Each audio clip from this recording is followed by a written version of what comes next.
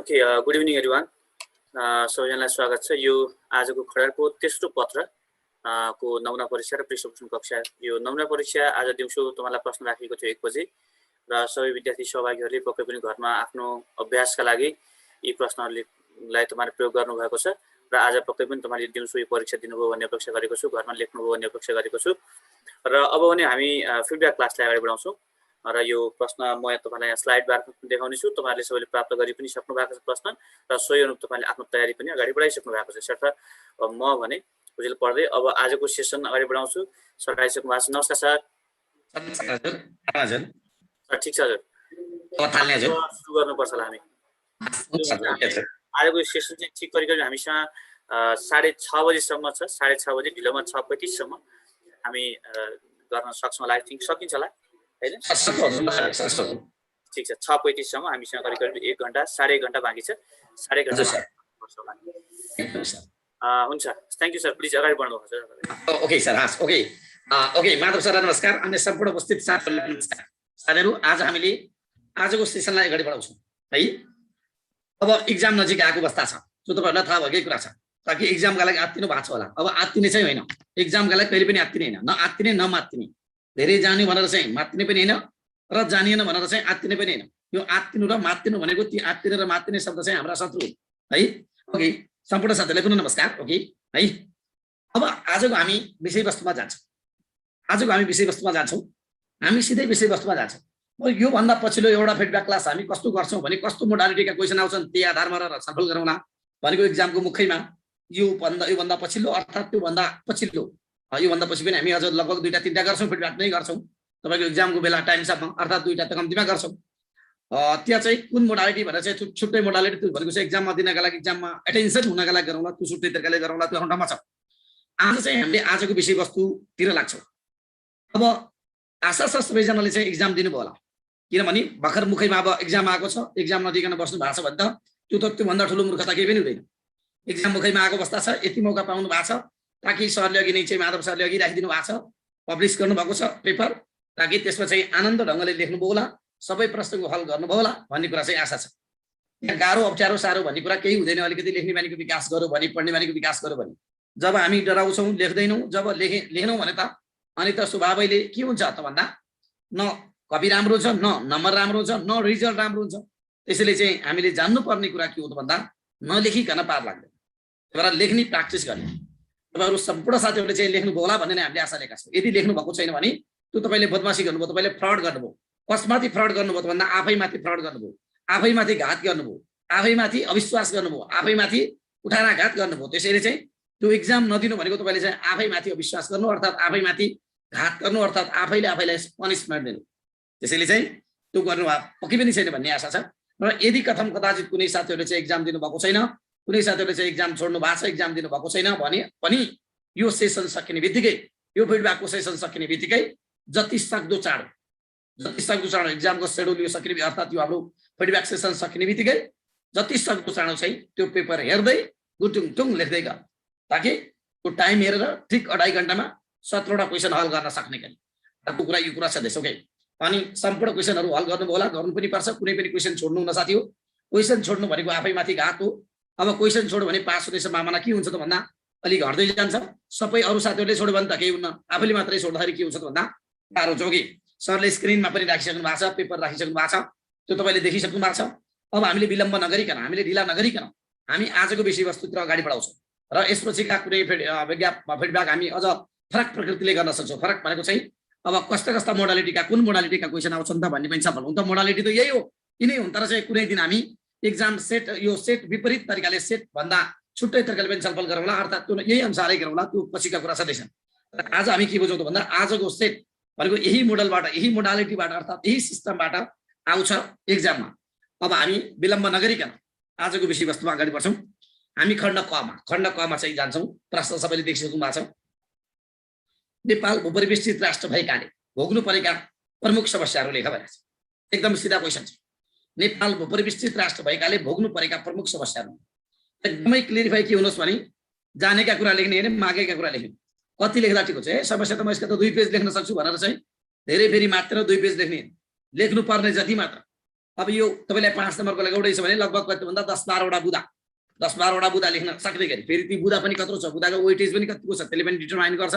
तर जोस आउँछ भन्दैमा धेरै लेख्ने पनि होइन, आउँदैन भनेर नलेख्ने पनि होइन। ओके, यहाँ नेपालमा परिवेष्टित राष्ट्रले भोग्नु परेका प्रमुख समस्याहरू भनेको छ।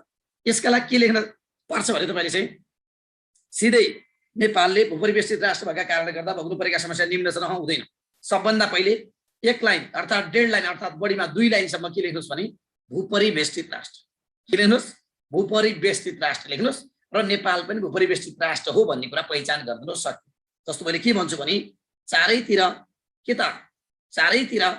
ल्यान्ड भएका राष्ट्रहरू अर्थात् चारैतिर भूमिले नै घेरेको अर्थात् कुनै क्षेत्रबाट पनि समुद्रले नछोएको देशलाई अर्थात् क्षेत्र भएको जुन देश छ त्यो देशलाई नै के भन्छ त भूपरिवेष्टित राष्ट्र भन्छ। एकदम सिम्पल भाषामा यो भनेको कुरा मागेको कुरा होइन। त्यही भएर त्यो भूपरिवेष्टित राष्ट्रको चाहिँ गाह्रो अप्ठ्यारो होइन भनेको के भन्दा चारैतिर भूमिले नै घेरिएको कुनै क्षेत्रमा पनि समुद्रको एक्सेस नभएको देशलाई भूपरिवेष्टित राष्ट्रका नामले चिनिन्छ र नेपाल पनि विश्वमा भएका विभिन्न भूपरिवेष्टित राष्ट्र मध्येको एक हो। सक्यो।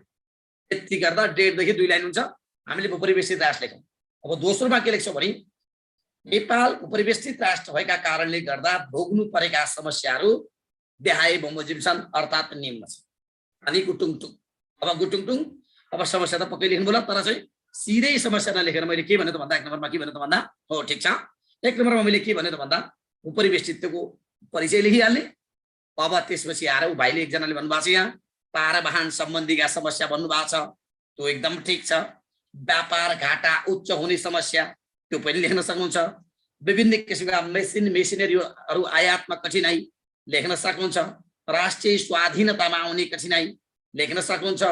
तेस्रो मुलुकसँगको व्यापार गर्न असहज लेख्न सक्नुहुन्छ। छिमेकी राष्ट्रले गरेको अघोषित नाकाबन्दी सम्बन्धी समस्या लेख्न सक्नुहुन्छ। देशलाई औद्योगिकरण बनाउनका लागि कठिनाई लेख्न सक्नुहुन्छ। त्यसपछि आएर चाहिँ अन्तर्राष्ट्रिय व्यापारको चाहिँ लाभ लिन नसक्नु लेख्न सक्नुहुन्छ। विकासमा कठिनाई लेख्न सक्नुहुन्छ। त्यसपछि आएर चाहिँ अनावश्यक रूपमा छिमेकीका शर्तहरूको पालना गर्नुपर्ने लेख्न सक्नुहुन्छ। भनेको अर्काको निरन्तरमा अर्काको चाहिँ कन्ट्रोलमा रहेको अनुभूति हुने लेख्न सक्नुहुन्छ। आफ्ना चाहिँ आवश्यकता परिपूर्ति गर्न नसक्ने लेख्न सक्नुहुन्छ। अर्थात् त्यसपछि आएर चाहिँ जति पनि यी कुरा लेख्न सक्नुहुन्छ। यो भनेको के हो भन्दा कति बुदा न्यूनतम लेख्न राम्रो होला भन्नुभएको छ। कति बुदा न्यूनतम भन्दा पनि बाबु 5 नम्बरका कारणले गर्दा हामीले झन्डै नै 10-11 वटा बुदा है झन्डै कति भन्दा 10-11 वटा बुदा लेख्यो भने हामीलाई काफी हुन्छ। 10-11 किनभने तपाईँले माथि पनि लेख्नु भएको छ ब्याकग्राउन्डमा लेख्दाखेरि पछाडि लेख्दा 2-3 लाइन गइसकेको छ। अनि त्यसपछि आएर यहाँ 10 वटा बुदा यहाँ लेख्नुहुन्छ, फेरि 2-3 लाइनको कन्क्लुजन लेख्नुहुन्छ। माथिका 2-3 प्लस तलका 2-3 गर्दा 6 लाइन, तर 10 भनेको काफी है। 10 वटा बुदा इनफ हुन्छ है। निष्कर्ष अनिवार्य छ, निष्कर्ष आवश्यक छ। यसलाई एकदमै निष्कर्ष आवश्यक छ। यो क्वेसनका लागि निष्कर्ष भेरी अत्यन्त आवश्यक छ। भनेको नलेखे पनि पार नलाग्ने होइन, नलेखे पनि हुन्छ, तर हो के त भन्दा निष्कर्ष लेख्नु पर्ने नै हुन्छ। कम्पिटिसनको एक्जाम हो, त्यसैले चाहिँ निष्कर्ष। निष्कर्ष के हुन्छ भन्दा अब केही हुँदैन, निष्कर्ष त्यस्तो गाह्रो कठिन हुँदैन। माथि सिंगल क्वेसन छ, सिंगल कमजोरी मात्र छ, त्यसैले एकदम कन्क्लुजन सजिलो छ। कन्क्लुजन यसमा पर्छ नै। अब कन्क्लुजन यसको के लेख्नु भन्दा उपरिवेष्टित राष्ट्रका विविध खाले समस्या मध्ये नेपालले पनि विभिन्न खाले समस्या भोगेको छ। यी समस्या निराकरण गराउन विभिन्न खालका राष्ट्रिय अन्तर्राष्ट्रिय सन्धि अभिसन्धि भए तापनि समस्या अझ जिउका तिउ रहेका अवस्था छन् र यी समस्या समाधान गर्नका लागि राष्ट्रिय तथा अन्तर्राष्ट्रिय स्तरमा के गर्ने आफ्ना प्रतिबद्धताहरू तथा आफ्ना वार्ता संयन्त्रहरूमा चाहिँ यी समस्याहरू राख्न सकेको खण्डमा उपरिवेष्टित राष्ट्रले झेल्नु परेका समस्याबाट केही हदसम्म भए पनि राहत पुग्न मद्दत पुग्दछ भने के भने मैले भन्दा यो मैले के भने त भन्दा यो उपरिवेष्टित राष्ट्रका समस्या सबै देशलाई छन् नै र नेपालले पनि त्यही अनुसार भोगेकै छ भने र यी समस्या छन् भनेर जिउका त्यो त्यतिकै बसेर त भएन नि। त्यसैले अन्तर्राष्ट्रिय मञ्च अन्तर्राष्ट्रिय फोरमहरू छन्, हाम्रो चाहिँ इन्टरनेसनल फोरमहरू छन्।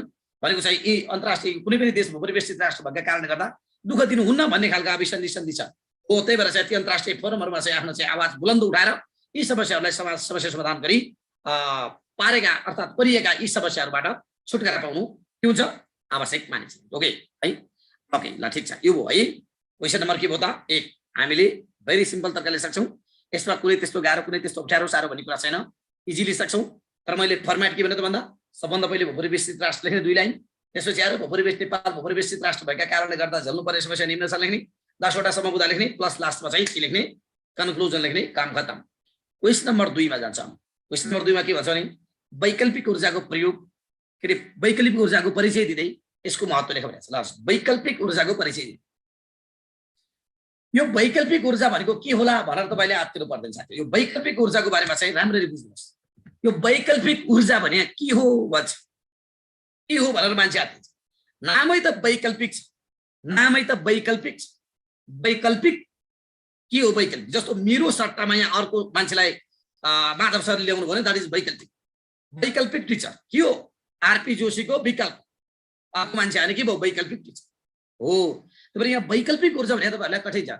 मान्छेले के भन्छ भने वैकल्पिक भनेको त्यो भोग्छ, भोगेर मात्र लेख्छ, त्यो होइन भनेको। अहिले जुन चलिरहेको ऊर्जा छ अर्थात् परम्परागत रूपमा जुन भइरहेको ऊर्जा छ हो त्यसलाई प्रतिस्थापन गरी अर्थात् त्यसलाई थाती राखेर भए पनि त्यसको विकल्पमा त्यसको अल्टरनेटमा नयाँ ऊर्जालाई राखिन्छ भने त्यसलाई भन्छ वैकल्पिक।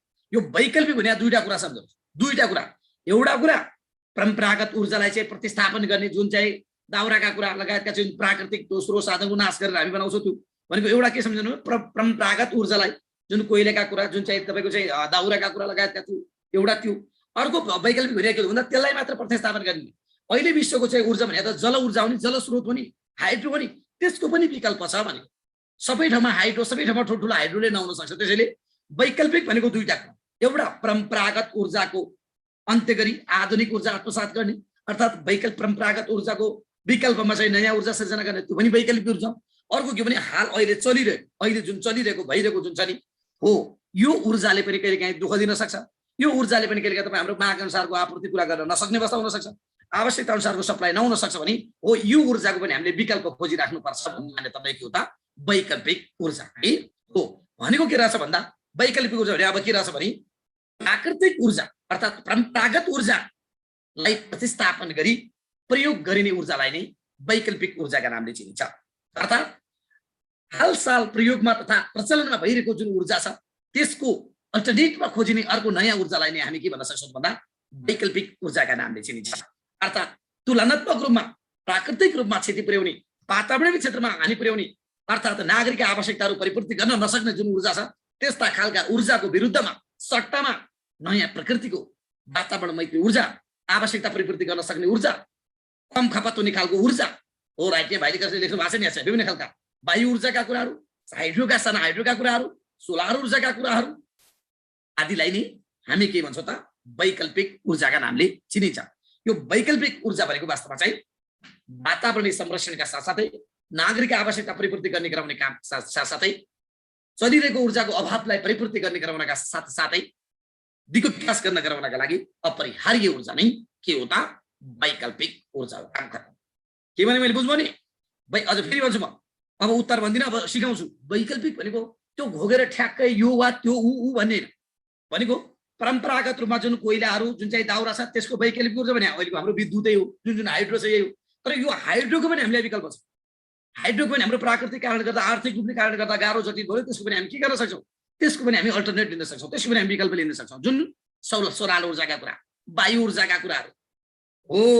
त्यही भएर चाहिँ वैकल्पिक भने के हो भन्दा एउटा त परम्परागतको सट्टामा नयाँ वैकल्पिक एक, अर्को त वातावरणीय दृष्टिकोणले हानि पुर्याउनेको सट्टामा वैकल्पिक दुई, अर्को त अहिले चलिरहेका जुन ऊर्जा छन् यसको सट्टामा प्रयोग गर्ने। राइट बुझ्यो नि? ओके। त्यही भएर वैकल्पिक भने के भनेन विकल्प। जस्तो वैकल्पिक भने म अहिले ठिक छ एउटा म आफै विकल्प, अरू पहिले पढाउने सरहरूको सट्टामा म आफै विकल्प, पहिले पढाउने सरहरूको विकल्पमा मै हो। तर मेरो विकल्पमा पनि सरले के गर्नुहुन्छ, माधव सरले चाहिँ अल्टरनेट राख्नुहुन्छ भने त्यो पनि के हो त भन्दा त्यो पनि वैकल्पिक। त्यसैले वैकल्पिक भने के हो त भन्दा परम्परागत रूपमा चलिरहेको ऊर्जाको सट्टामा प्रयोग हुने अहिलेका जम्मै ऊर्जा ती आफैमा वैकल्पिक हुन् र अहिले जुन चलिरहेका छन् तिनको पनि के खोज्नुपर्छ? राज्य विकल्प खोज्नुपर्छ, द्याट इज वैकल्प। बुझ्यो नि? ओके। यति कुरा जानिसकेपछि अब महत्त्व है, मट्टी तेल विरुद्धमा मैनबत्ती हो कि होइन? अब त्यसलाई खासै हामी त्यसलाई चाहिँ त्यति ऊर्जै मानेका खासै छैन। मट्टी तेलै मैनबत्तीलाई नै ऊर्जा मानेको छैन, त्यसलाई मानेको छैन। बरु के हो त भन्दा एज समग्रमा चाहिँ हामीले चाहिँ पेट्रोल आयात गरिरहेछौँ। पेट्रोल आयात गरिरहेछौँ भने त्यो पेट्रोल आयात गरेको भने त्यसको विकल्पमा हामीले यहीँको के गर्न सक्छौँ? हामीले यहीँको विद्युत ऊर्जा, हामीले चाहिँ पेट्रोल अत्यन्त महँगो डलरमा हामीले चाहिँ किनिरहेछौँ नि जुन, द्याट इज त्यो पनि वान टाइप्स अफ ऊर्जा भने त्यसको विकल्प हामीले के गर्छौँ? अब हामीले यहीँबाट के गर्छौँ? यहीँबाट हामीले आफ्नै विद्युत, जस्तो हामीले चाहिँ अहिले इन्डक्सन चुलो चलाइरहेछौँ, के को ग्यास, ग्यास पनि एउटा ऊर्जा हो। तर त्यो ग्यासको सट्टामा हामीले के गर्यौँ? इन्डक्सन चुलो भनेको हाम्रो विद्युत छ, द्याट अल्सो के हो त भन्दा अल्टरनेटिभ इनर्जी। यस, यसरी जाने है। Okay, question next. होइन, त्यसको बाँकी छ नि ए महत्त्व। अब यसको महत्त्व भने त जति पनि लेख्न सकिन्छ। यसको महत्त्वमा त कुनै पनि त्यस्तो गाह्रो उठाएको छैन। के हो त? एउटा त के हो त भन्दा परम्परागत ऊर्जालाई प्रतिस्थापन गर्नु यसको महत्त्व। अर्को दिगो विकासका लक्ष्य उद्देश्य हासिल गर्नु। अर्को नागरिकता आवश्यकता परिपूर्तिहरू गर्नु, मद्दत गर्नु। अर्को अनि ऊर्जाको सुनिश्चिततालाई कायम गर्नु। अर्को ऊर्जा सङ्कटको चाहिँ अन्त्य गर्नु। अर्को राष्ट्रिय प्रसारण लाइन नपुगेका क्षेत्रहरूमा चाहिँ ऊर्जा सप्लाई गर्नु। अर्को सबै क्षेत्रमा ऊर्जाको चाहिँ विकास र विस्तार गर्नु। अर्को नागरिकहरूलाई ऊर्जा सङ्कटको अभाव हुन नदिनु। अर्को विकासका पूर्वाधारलाई गति दिन। अर्को जति लेखिन्छ यही न, यही त। ओके है, ओके, यसरी जान्ने। परिचय र महत्त्व दुवैलाई पोइन्ट वा बुलेटमा लेखेर कस्तो हुन्छ हजुर भन्नुभएको छ। यो के हो भने बाबु, परिचय लेख्दा पनि तपाईँ बुलेटमै लेख्ने हो, उद्देश्य महत्त्व लेख्दा पनि बुलेटमै। तर फरक के हो भने तपाईँलाई परिचय खण्ड प्याराग्राफमा लेख्नुहोस् भन्छु। परिचय खण्ड प्याराग्राफ त प्याराग्राफ, तर मिनी प्याराग्राफ जति सक्दो सरल भाषा। एडभान्स भन्ने भाषा हुँदैन। एडभान्स भाषा चाहिँ तपाईँले अब एडभान्स एकदम simply the best Kantipur FM भन्ने सुन्नु भएको छ बेलुका। त्यही चाहिँ जति सक्दो सिम्पल र सरल भाषा। त्यो एडभान्स भाषा भन्ने के हो? भाषामा एडभान्स र सरल भन्ने छैन। नेपाली भाषा लेख्ने, नेपाली भाषा जति सक्दो सरल, जति सक्दो सटिक, जति सक्दो स्पष्ट। त्यहाँ चाहिँ एडभान्स लेख्छु भनेर चाहिँ बिचमा के घुसाउनु खोजेको? अङ्ग्रेजी घुसाउनु खोजेको, मैथिली घुसाउनु खोजेको कि चाइनिज घुसाउनु खोजेको? त्यस्तो हुँदैन। सिम्पली द बेस्ट, एकदम सरल बुझिने भाषामा, संविधानमा भएका वर्डहरू, कानुनमा भएका वर्डहरू, त्यस्ता खालका कुराहरूलाई युज गर्ने। ओके है। परिचय 3-4 पोइन्टमा दिँदा कस्तो हुन्छ भन्नुभएको छ। परिचय मैले अघि नै भनिसकेँ, परिचय दिने भनेको पोइन्टमै हो, तर चाहिँ त्यो एउटा लाइनका मात्र होइन, कम्तीमा 2-2.5 लाइन। अब त्यो 2-2.5 लाइनको अगाडि थोप्लो दिएन भने त्यो प्याराग्राफ हुन्छ। अगाडिपट्टि थोप्लो दियो भने के हुन्छ? त्यो आफैमा पोइन्ट हुन्छ। 2-2.5 लाइनको प्याराग्राफ छ, अगाडिपट्टि थोप्लो दियो भने के हुन्छ? पोइन्ट हुन्छ। थोप्लो दिएन भने प्याराग्राफ हुन्छ। राइट, बिचमा अङ्ग्रेजी राख्न पाइन्छ हो? पाइन्छ। Okay next.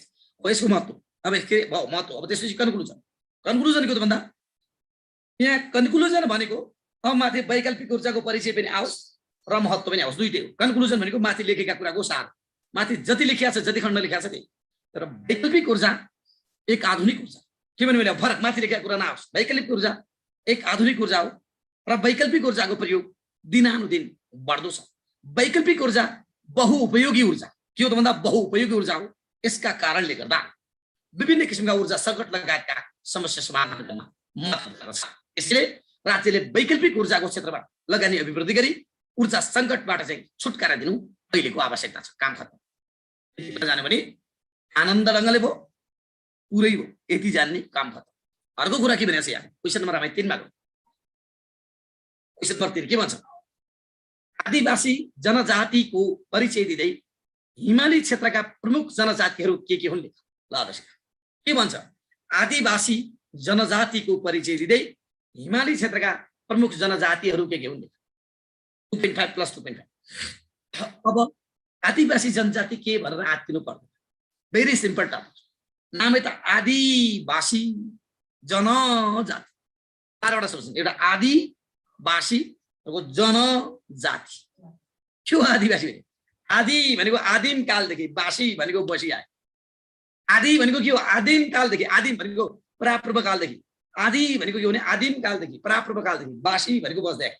अनि जन भनेको के हो? मान्छे। जन भनेको मान्छे हो, जाति भनेको जातमा कटिबद्ध गरे।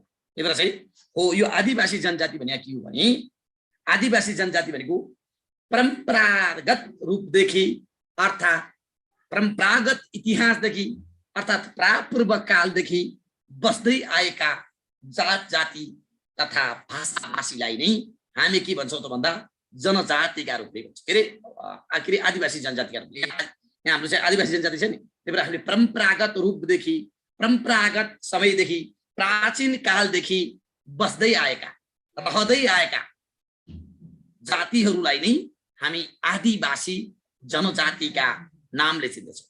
अर्थात् यथार्थमा यिनको चाहिँ निश्चित भूभाग तथा निश्चित स्थानमा आदिम कालदेखि आफ्नै ठाउँ, आफ्नै स्थान, आफ्नै क्षेत्रमा बस्दै काम गर्दै आफ्नो जीविका पार्जन गर्दै आएका जातिहरूलाई नै आदिवासीका नामले चिनिन्छ। है। आदिवासी भनेका चाहिँ आफ्नै परम्परागत इतिहास भएका, आफ्नै मूल्य मान्यता तथा संस्कृति भएका र आफ्नै रहनसहन भएका जातिलाई नै हामी के भन्छौँ त भन्दा आदिवासी जनजाति भन्छ। ऐतिहासिक पृष्ठभूमिमा अन्यत्रबाट नआइकन यिनको ऐतिहासिक पृष्ठभूमि हेर्दा त्यही ठाउँमा रहेका, त्यही ठाउँमा उत्पत्ति भएका, त्यही ठाउँमा विकास भएका र त्यही ठाउँमा विस्तार भएका जातिहरूलाई नै के भनिन्छ त आदिवासी जनजाति भनिन्छ। अर्थात् यिनीहरू आफ्नो पैतृक थलो बाहेक अन्यत्र जान नरुचाउने, पैतृक थलोमा नै आफ्ना चाहिँ क्रियाकलापहरू सञ्चालन गर्ने र आफ्नो चाहिँ पैतृक मूल्य मान्यता अनुसारका काम कारबाही रीतिरिवाज धर्म मूल्य मान्यतालाई आत्मसात गर्दै बस्दै आएका र राज्यको चाहिँ मूलधार भन्दा अलिकति टाढा भएका, राज्यको मूलधारमा आउन नसकेका, राज्यका विकासको प्रतिफलबाट टाढा रहेका जातिहरूलाई नै के भनिन्छ त आदिवासी जनजाति भनिन्छ भन्नु पाइन्छ है। अब यसमा त अब यो तुलनात्मक अल्पसंख्यक छन् भन्न पाइन्छ, तर अल्पसंख्यक नहुनु पनि सक्छन् कुनै। तुलनात्मकमा अब अल्पसंख्यक छन् भन्न पाइन्छ, तुलनात्मक रूपमा राज्यको मूलधारबाट टाढा छन् भन्न पाइन्छ, तुलनात्मक रूपमा राज्यको चाहिँ नजिक आएका छैनन् भन्न पाइन्छ, तुलनात्मक रूपमा यिनीहरूले अन्यत्र आफ्नो बसाइ सर्दैनन् भन्न पाइन्छ, तुलनात्मक रूपमा चाहिँ आफ्नो जात जुन ठाउँमा छन् त्यही ठाउँमा बस्छन्, योहरू गफ दिन पाइन्छ, चाहिँ केही छैन है। यो जानिसक्यो धेरै भइसक्यो। अनि यसमा के भनिएको छ भने हिमाली प्रदेशका जनजाति, अब त्यो त घोग्ने त्यो हिमाली प्रदेशका जनजाति त मैले तपाईँलाई भन्ने होइन, हिमाली प्रदेशका जनजाति त तपाईँले आफैले गो भनेको नेपालमा चाहिँ जातिहरू जनजातिहरूको चाहिँ काटेगोराइज गरिरहेको छ नि, कति 59-60 कतिवटा छ नि। हो त्यो चाहिँ अब हिमाली प्रदेशका के छन् भन्दा तपाईँलाई आफैलाई थाहा छ। शेर्पा भने कहाँको, शेर्पा भने कहाँको, हिमाली त्यो दुई मात्रै छ है। मैले अघि नै भने नि बाबु, परिचय चाहिँ बुलेटमा लेख्ने कि प्याराग्राफमा भन्दा तिम्रो इच्छा, तर परिचय भएको एक लाइनका बुदामा चाहिँ नलेख, एक लाइनका बुदामा परिचय त्यति राम्रो मानिँदैन। कहिले पनि परिचय लेख्दा प्याराग्राफ लेख, प्याराग्राफ भनेको मिनी प्याराग्राफ लेख, सानो प्याराग्राफ लेख, 2 देखि 2.5 लाइनको। त्यसको अगाडि थोप्लो दियो भने त बुलेट हुन्छ, त्यसको अगाडि थोप्लो दिएन भने त्यो के हुन्छ, आफैमा प्याराग्राफ हुन्छ। त्यसैले परिचय खण्ड चाहिँ केमा लेख वर्ष, परिचय खण्ड चाहिँ प्याराग्राफमै लेख, तर मिनी प्याराग्राफ हो कि। म अब यहाँ हिमाली प्रदेशका जनजाति भन्दैछु, के हुन् त, जस्तो चाहिँ शेर्पा हिमाली प्रदेशकै है। सर यो हिमाली प्रदेशको जनजातिको बारेमा व्याख्या पर्दैन, व्याख्या गर भनेको छ, ढाका त्यहाँ भनेको छ, नाम मात्र लेख्नु छ। ओके, सबै नाम मात्र। जस्तो के भनेको छ, के हुन सक्छ, के छन्, शेर्पा, डोल्पो, 3 गाउँले, राइट हो, 12 गाउँले, ताप्के गोला, मुङ्गाली, मारफाली, अनि के छ, थकाली, बालुङ, छिरोतन, भोटे, आफैलाई थाहा होला, तपाईँलाई थाहा छ कति छ। यो चाहिँ लगभग कतिवटा छन्, 18-19वटा छन्। 18-19वटा के छन्, 18-19वटा छन्, 18-19वटा। के भन्यो हामीले, भोटे छ, मुङ्गाली छ, मारफाली छ, ताप्के गोला छ, सियार छ, 3 गाउँले छ, डोल्पो छ, अनि के छन् अरू, ब्यासी छ, ब्यासी पनि होइन, ब्यासी छ, अनि के छन् अरू, छिरोतन छ, अनि के छ, शेर्पा छ, लोपा छ, अनि के छ, लोमी छ, 3 गाउँले छ, 12 गाउँले छ, गाउँले नै छ 3 गाउँले, 12 गाउँले त दुईटा, थुनाम छ, मारफाली छ, मुङ्गाली छ, गोग्री है। सबै त सम्झन सकेला र कति जति सबै सम्झनु पर्छ ढाका, यस्ता कुरा हुन्छन्। उ त जिकेमा पनि सोध्छ, त्यहाँको जाति मध्येमा हिमाल पहाड तराईमा कहाँ बस्यो भनेर जिकेमा पनि सोध्छ, त्यो जिकेको क्वेसन हो। सबै लेख्ने, टोटल लेख्ने, टोटल लेखे जतिको त्यति नम्बर 2.5, जति माइनस कम लेख्यो त्यति 2.5 मा कम, राइट है। उ त जिकेको क्वेसन हो, जिकेमा पनि त सोध्छ फर्स्ट। जिकेमा त देहाका मध्येमा जनजाति मध्येमा कुन चाहिँ हिमाली प्रदेशमा बस्ने जनजाति हो, अनि आदि मात्र भुकेर हुन्छ, ओके। यति जान्ने, यसका लागि नो कन्क्लुजन, यसका लागि कन्क्लुजन आवश्यक छ है। हुँदैन 10वटा लेखेर, कहाँ 10वटा लेखेर हुन्छ, 19 10वटा लेख्न पाइन्छ बाबु। तिमीले 10वटा लेख्यौ भने त्यहाँ 2.5 नम्बरमा तिमीले 1.5 पनि पाउनौ, 1 नम्बर पाउँछौ, 1 नम्बर पाउँछौ। 10वटा लेख्न पाउँछौ, तर 2.5 मा 1 नम्बर पाउँछौ। त्यहाँ 19वटा छन् जम्मा, 19वटामा तिमीले 10वटा लेख्नु भने त 50% लेख्नु हो, त्यही भएर तिमीले 50% मात्र नम्बर पाउँछौ। Okay, no conclusion. यसका लागि कन्क्लुजन लेख्ने कि नलेख्ने त भन्दा, यसका लागि नो कन्क्लुजन। किन नो कन्क्लुजन त भन्दा त्यो चाहिँ जिके टाइपको, त्यही भएर यसका लागि कन्क्लुजन परेन। नेक्स्ट क्वेसन, संस्कृतिको परिचय दिँदा यसको मतलब संस्कृति भने संस्कृति हेर्नुहोस् है, संस्कृतिको परिचय दिँदा अब यो रेडिमेड छ। संस्कृतिको परिचय लेख्नु पर्यो 2 नम्बरको, र अनि यसको महत्त्व लेख्नु पर्यो कति त भन्दा 3 नम्बर। यो त तपाईँलाई संस्कृति थाहा छ है, के हो त संस्कृति। संस्कृति भने के, संस्कृति भने के, सरबाइलेको राणा थारू थप्ने यो कि नै। अब अहिलेको राणा थारू हिमाली प्रदेशमा पर्छ ढाका, यो हिमाली प्रदेशमा पर्छ यो राणा थारू, ओके, थप्ने कुरा त थन भेटेका छन् भने त लेखिहाल्ने, लेख्न पाइयो नि। ओके, अब मैले यहाँ संस्कृति भनेको के हो र यसको परिचय, यसको महत्त्व अर्थात् संस्कृतिको परिचय दिँदै यसको महत्त्व हुन्छ। यो संस्कृति भने के भनेर रातिर पर्दा तपाईँले चाहिँ एकदम मजाले एकदम रिल्याक्स फिल तरिकाले लेख्न सक्नुहुन्छ। संस्कृति भने के हो नि, हाम्रो संस्कृति, हाम्रो चाड, हाम्रो चलन, हाम्रो परम्परा भन्छौँ नि हामीले। यस, यो संस्कृति भने के हो त भन्दा वास्तवमा चाहिँ हामीले मान्दै आएका, हामीले चाल्दै आएका, हामीले स्वीकार्दै आएका हाम्रा चाड, पर्व, रीति, चिति, मूल्य, मान्यता, भाषा, भाषी, जात, जातिको समष्टिलाई के भनिन्छ? संस्कृति भनिन्छ। संस्कृति भन्दा तपाईँलाई ला के हो? घोग्ने नै हो। फेरि संस्कृति त्यहाँ घोग्नेतिर लाग्ने, संस्कृति घोग्ने होइन। संस्कृति भने के हो त भन्दा हामीले मान्दै आएका, हामीले चाल्दै आएका, हामीले स्वीकार्दै आएका जे जति खालका चाल चलनहरू छन्, मूल्य मान्यताहरू छन्, विधि विधान छन्, धर्म संस्कृति, धर्म परम्परा छन्, यी सबै के हुन् त भन्दा संस्कृति। अर्थात् संस्कृति भनेको चाहिँ हाम्रो वेशभूषा, हाम्रो रहन सहन, अर्थात् हाम्रो चाहिँ ऐतिहासिक रूपबाट हामीले मान्दै आएका, चाल्दै आएका सम्पूर्ण विषयवस्तु नै के हुन्छ भन्दा संस्कृति हो। अर्थात् संस्कृतिलाई हामी के पनि भन्न सक्छौँ भने जीवित इतिहासका रूपले पनि भन्न सक्छौँ। जीवित इतिहास भने के हो भन्दा यसलाई चाहिँ जीवित रूपमा चलिआएको जीवित कानुनका रूपले पनि चिन्न सक्छौँ। जीवित इतिहास जीवित कानुनका रूपले पनि चिन्न सक्छौँ। जीवित इतिहास के भनेको भन्दा पहिलेदेखि अहिलेसम्म छ, त्यसैले जीवित इतिहास र जीवित कानुन के हो भन्दा यसले कानुनको मान्यता दिन्छ। र अर्को गरी हामीले चाहिँ यसलाई भौतिक संस्कृति र अभौतिक संस्कृति गरेर पनि दुई भागमा बाँड्न सक्छौँ। के भन्यो भने भौतिक र अभौतिक। भौतिक संस्कृति भनेको चाहिँ फिल गर्ने, देखिने त्यो भौतिक संस्कृति हो। र त्यसपछि आएर चाहिँ हामीले चाहिँ के त भन्दा अभौतिक भने के हो त भन्दा नदेखिने, जस्तो चाहिँ मन्दिर, मठ मन्दिर छ, यो के हो? भौतिक हो। नृत्य छ, यो के हो? भौतिक हो। चाड पर्व छ, यो के हो? भौतिक हो। तर चाहिँ धर्मका कुरा, जातिका कुरा यो के हो त भन्दा देखिँदैन। त्यसैले चाहिँ अभौतिक भनेर चाहिँ यसरी पनि राख्न सकिन्छ। यो तरिकाले पनि हामी आनन्द तरिकाले राख्न सक्छौँ कि के रहेछ त संस्कृति। संस्कृति भने के रहेछ त भन्दा हामीले मान्दै आएका, चाल्दै आएका, स्वीकार्दै आएका विभिन्न किसिमका वेशभूषा, जात जाति, भाषा भाषीको समष्टिले के हो त संस्कृति हो। अर्थात् संस्कृति भने के हो त भन्दा हामीलाई सुसंस्कार सिकाउनका लागि परम्परादेखि मान्दै आएका मूल्य मान्यता नै के हो त संस्कृति हो। अर्थात् संस्कृति भने के हो त भन्दा समाजलाई सुसज्जित बनाउने, समाजलाई के गर्ने त श्रृङ्गार गर्ने समाजका गहना नै के हो त संस्कृति हो। राइट हो। त्यतिखेर जानिसकेपछि अब चाहिँ संस्कृति हामी के परम्परागत आधुनिक त्यो त परेन। अघि पनि मैले एउटा जीवित संस्कृति भनेर पनि भन्न सकिन्छ। अनि मैले के भनेर भन्दा भौतिक र भौतिक, भौतिक र अभौतिक है। ओके, यो संस्कृतिमा सहरीकरण पर्छ कि पर्दैन भन्दैछ, त्यो हावा कुरा भयो बाबु, त्यो पर्दैन है, पर्दैन है। ओके, भनेको चाहिँ सहरीकरण भने संस्कृतिको त होइन नि राजा, हाम्रो त सहरीकरण त संस्कृति नै होइन, यो त सहरीकरण त हाम्रो संस्कृतिको विरुद्ध हो है। बुझ्छौँ। र यहाँ चाहिँ अब के भनिएको छ भने त्यसपछि आएर चाहिँ संस्कृतिको महत्त्व लेख। यो त जति पनि लेख्न सक्छ, यो त जति पनि भन्न सक्नुहुन्छ। संस्कृतिको महत्त्व के हो त भन्दा जति पनि लेख्न सक्नुहुन्छ। के हो त भन्दा यसले चाहिँ एउटा कुरा त के हो त भन्दा पुर्खाको इतिहासलाई आज अर्को के अरे अर्को पुस्तामा हस्तान्तरण गर्नु। के भन्यो भने पुर्खाको चाहिँ मूल्य मान्यता, पुर्खाको इतिहासलाई अर्को पुस्तामा पुस्तान्तरण गर्नु, यसको महत्त्व। परम्परागत रीतिथिति मूल्य मान्यताको जगेर्ना गर्नु लेख्न सकिन्छ।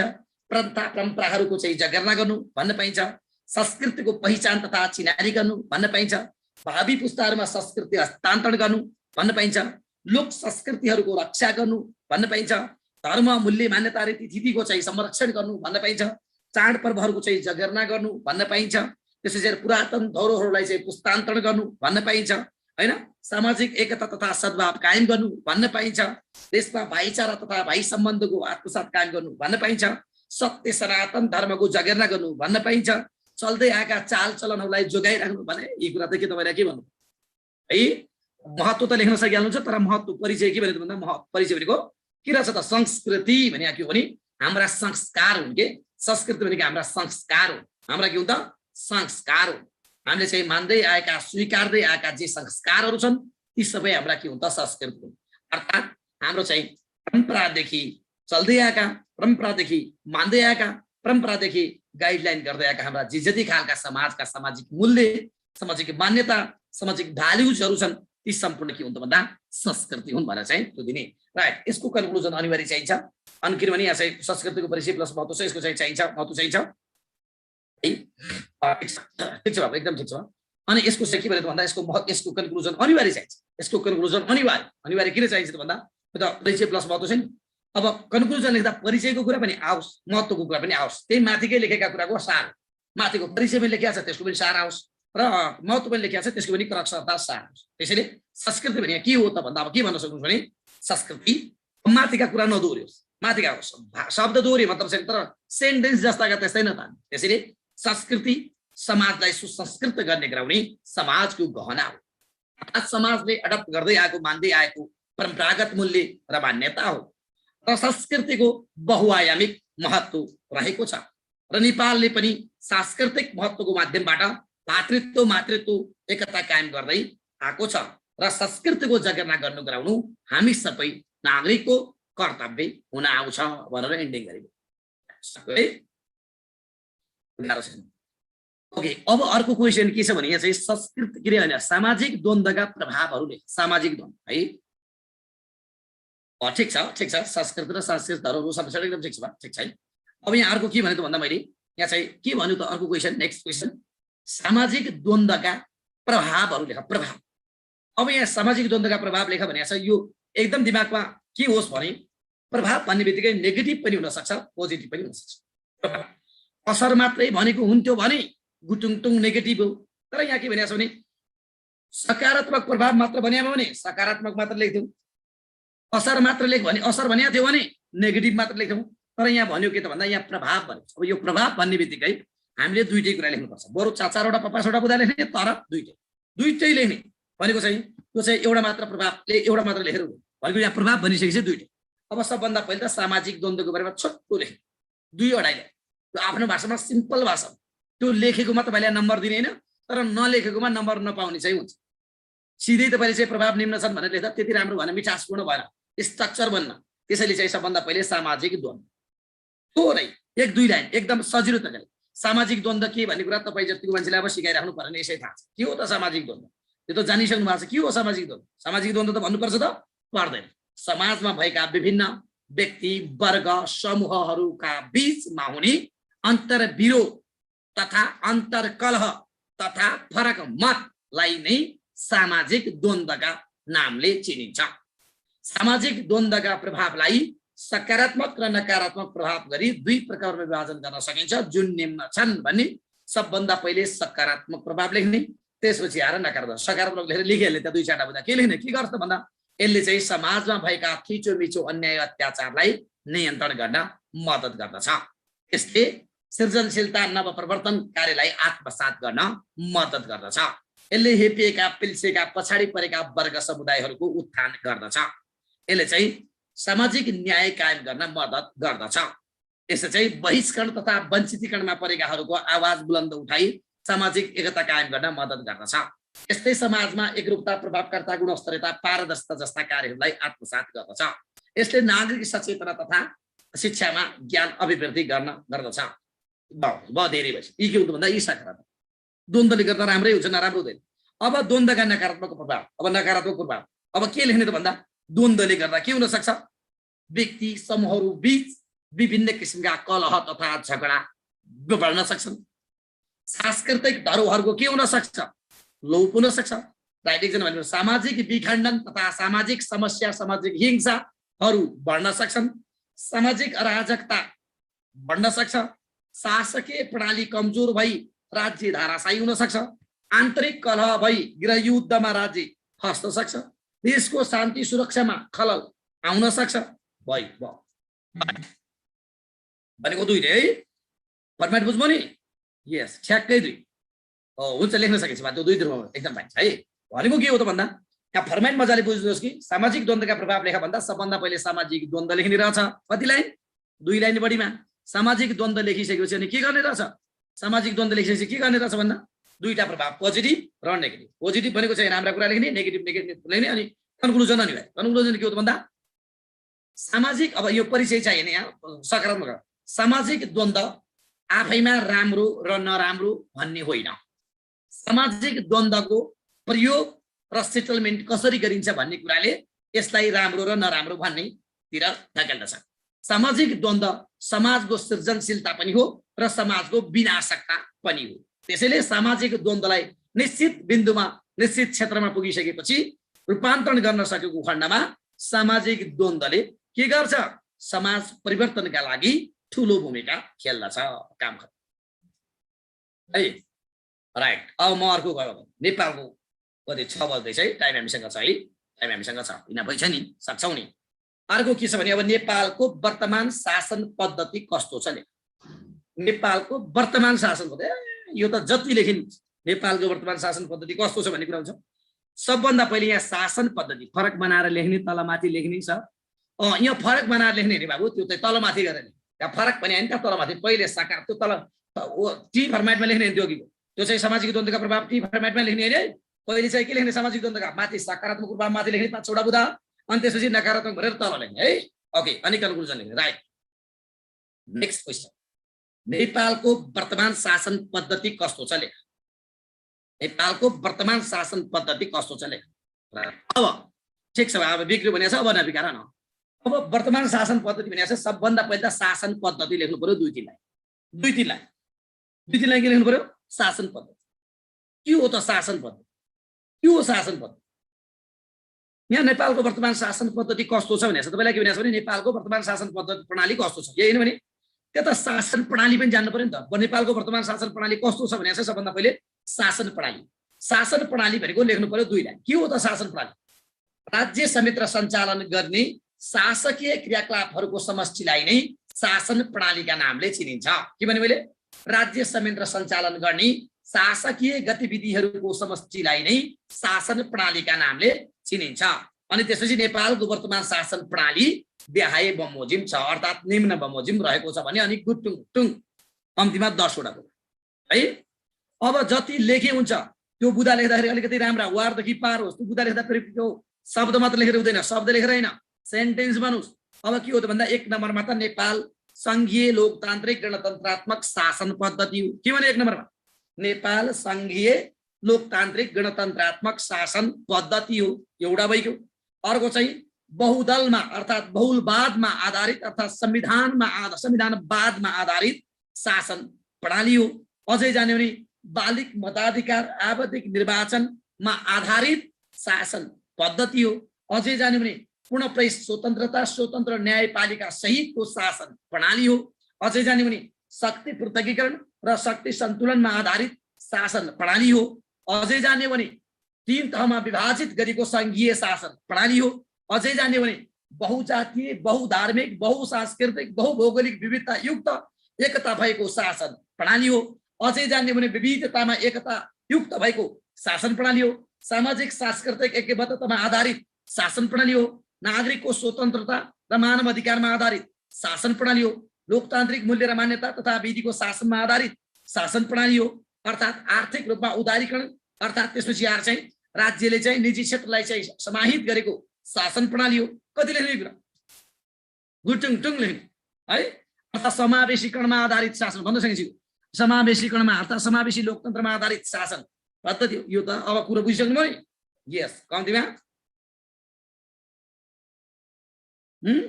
लोकतन्त्रको हुन्छ, लोकतन्त्र हो त लोकतान्त्रिक मूल्य र मान्यतामा आधारित शासन प्रणाली। लोकतन्त्रकै कुरा त लेख्ने। लोकतन्त्र भने त शासनै त्यही हो नि, तन्त्र भने के हो, शासन होइन। लोक भनेको जनता, तन्त्र भने शासन, लेख्ने भनेकै त्यही हो। त्यसैले लोकतान्त्रिक मूल्य र मान्यतामा आधारित शासन प्रणाली, विधिको शासनमा आधारित शासन प्रणाली हो। संविधानवादमा आधारित शासन प्रणाली होइन। बहुलवाद बहुदलीय शासन प्रणालीमा आधारित शासन प्रणाली हो। आवधिक निर्वाचन बालिक मताधिकारमा आधारित शासन प्रणाली हो। शक्ति प्रतिकरणमा आधारित शासन प्रणाली हो। यो 753 तह लेख्नु पर्दैन बा। 3 वटा तह संघ प्रदेश र स्थानीय तहमा वर्गीकरण गरेको शासन प्रणाली हो। त्यहाँ चाहिँ लेख्नु परेन। 753 वटा छन्, 7 वटा प्रदेश छन्, त्यति लेख्नु, त्यति जानु परेन भनेको संघीय 3 तहमा आधारित शासन प्रणाली भयो है। यो धेरै भइसक्यो, यो त अब सक्नुहुन्छ। यसको कन्क्लुजन के लेख्न सकिन्छ भन्दा, कन्क्लुजन के लेख्न सकिन्छ, आवश्यक चाहिँ छैन यसको कन्क्लुजन लेख्न। कस्तो वर्तमान शासन प्रणाली, कस्तो शासन प्रणाली भन्दा अब आवश्यक त्यो तपाईँले गुटुङ लेख्नुहुन्छ। यो संविधानका विशेषता लेखे जस्तै हो। विशेषता लेखेपछि अन्तिममा हामी चाहिँ कन्क्लुजन लेख्दैनौँ नि, त्यही भएर चाहिँ यो लेख्न आवश्यक छैन। यसका लागि वर्तमान शासन प्रणालीको कस्तो हो भनिसकेपछि त्यसपछि आएर त्यसको चाहिँ कन्क्लुजन नट डेड है, नट डेड। फेरि लेखेर बिग्रिने चाहिँ होइन, तर चाहिँ नट डेड है। है छ ओके। अब अर्को के छ, अर्को के छ यहाँ next question, last one, first खण्डको चाहिँ लास्ट वान क्वेसन। संविधानका विशेषता लेख्दा हुन्छ सर भनेको छ बाबु। त्यो संविधानका विशेषता लेखेर हुँदैन राजा। संविधानका विशेषता मात्रै छानी छानी लेखेर हुँदैन, अनि फरक छ। अलि फरक छ, तर संविधानका विशेषता धेरै कुरा आउँछ, किनभने शासन प्रणालीका जम्मै कुरा त संविधानमै त हुन्छ। संविधानकै विशेषता नै पर्ने हो, तर जस्ताको जस्तै संविधानकै विशेषता लेख्छु, राष्ट्रपति र उपराष्ट्रपति फरक दल तथा फरक लिङ्गको हुने व्यवस्था छ भनेर हुन्छ? भएन त्यसै। त्यसलाई त हामी बरु एकै कुरा समावेशीकरणमा आधारित शासन पद्धति छ भनेर लेख्छु हो। त्यसै त्यही भएर चाहिँ संविधानका मात्र विशेषता लेखेर यहाँ फुलफिल हुँदैन।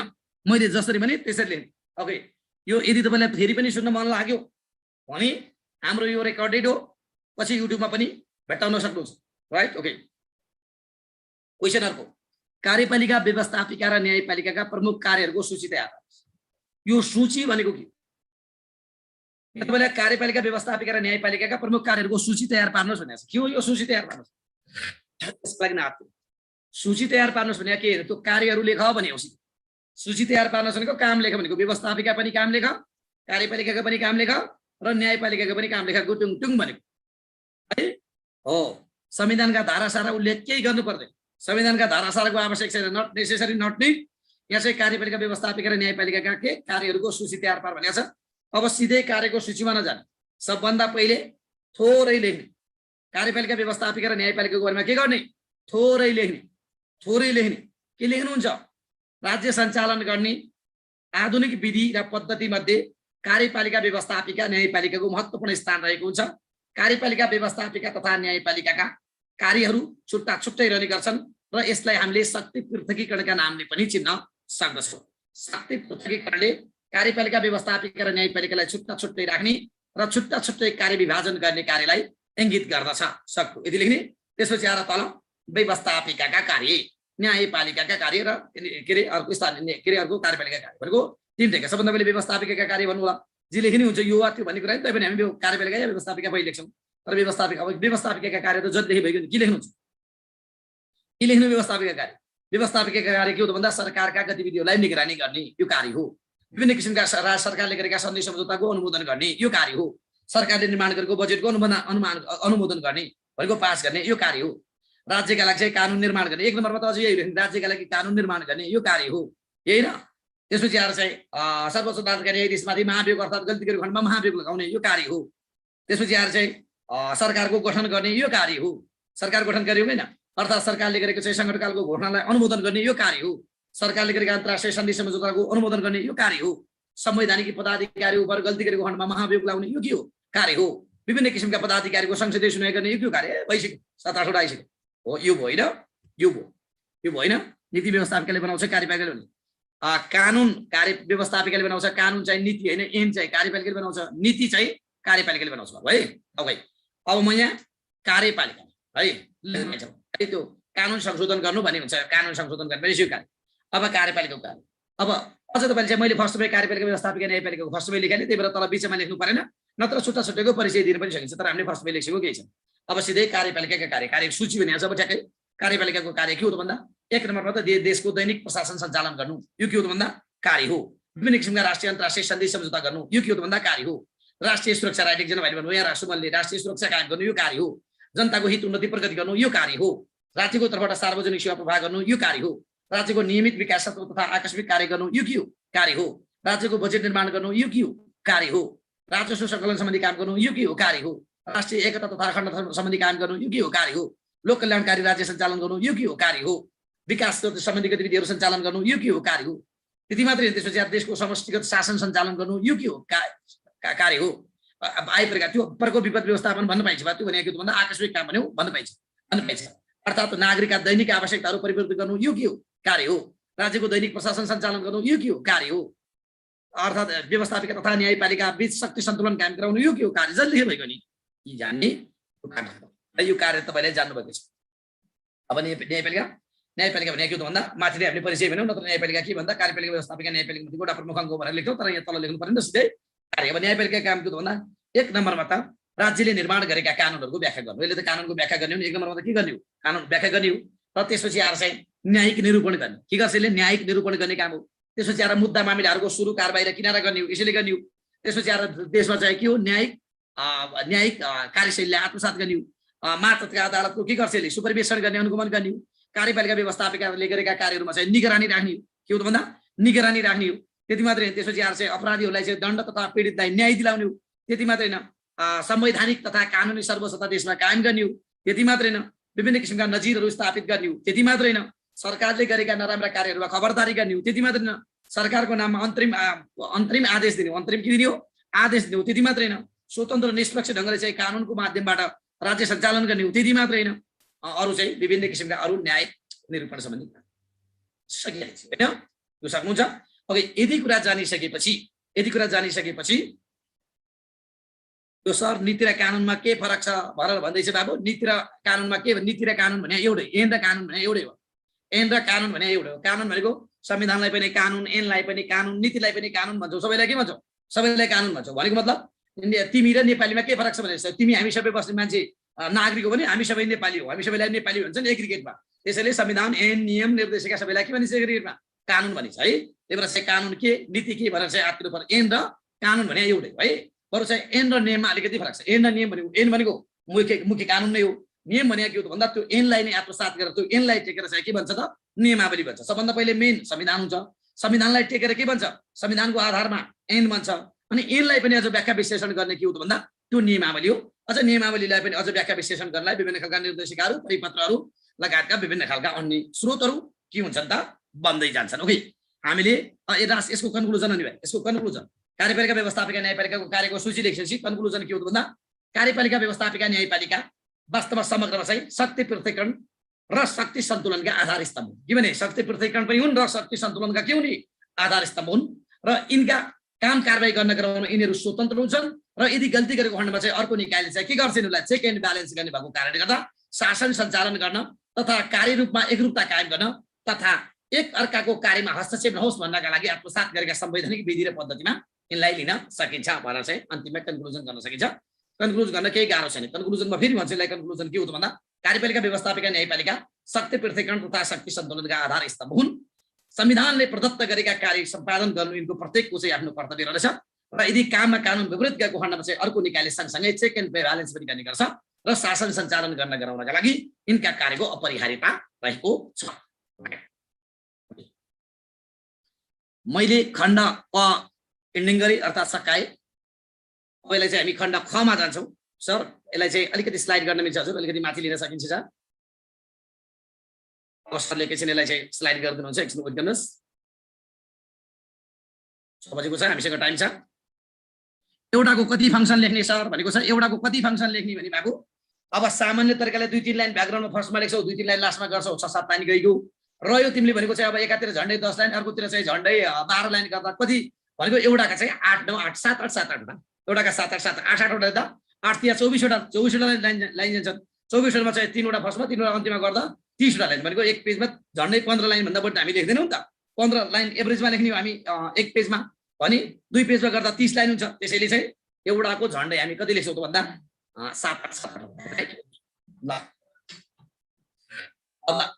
अब हामी खण्ड ख त सजिलै छ, त्यो तपाईहरुले दैनिक रूपमा खाने गरेकै बुझ्नु है।